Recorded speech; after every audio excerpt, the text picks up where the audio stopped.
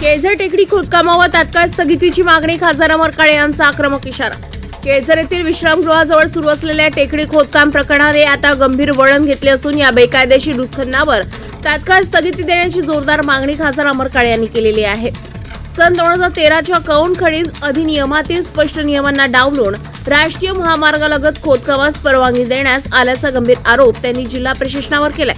या पार्श्वभूमीवर महसूल आयुक्तांना पत्र पाठवत त्यांनी चौकशीची मागणी करत प्रशासनाला धारेवर धरलंय.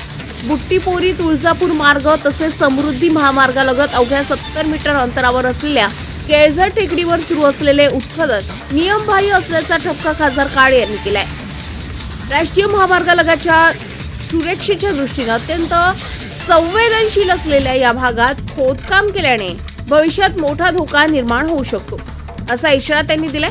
महामार्गालगत कोणत्याही प्रकारचे उत्खनन करू नये असा स्पष्ट नियम असताना जिल्हाधिकाऱ्यांनी परवानगी देणे म्हणजे नियमांची पायमल्ली आहे असा थेट आरोप त्यांनी केलाय.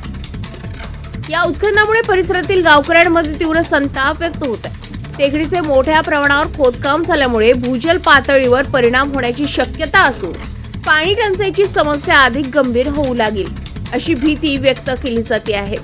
तसेच धुळीच्या प्रदूषणामुळे नागरिकांच्या आरोग्यावर परिणाम होऊन श्वसनासंबंधी आजार वाढण्याचा धोका निर्माण झालाय.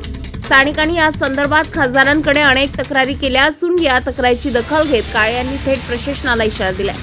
जिल्हाधिकारी वानमती सी यांनी या खोदकामास परवानगी दिल्याचा मुद्दा विशेषतः वादग्रस्त ठरला.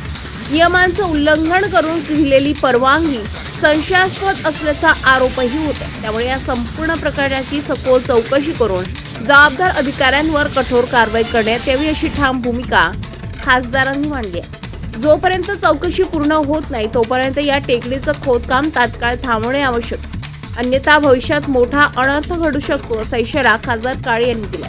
प्रशासनाने तातडीनं कारवाई करून या प्रकरणी घेतलेल्या निर्णयाची माहिती द्यावी अशी मागणी त्यांनी केली आहे. दरम्यान या प्रकरणामुळे जिल्हा प्रशासनाच्या कार्यपद्धतीवर प्रश्नचिन्ह निर्माण झाले असून स्थानिक नागरिकांमध्ये संतापाची लाट उसळली आहे. आता प्रशासन यावर काय भूमिका घेते याकडे संपूर्ण जिल्ह्याचे लक्ष लागले आहे.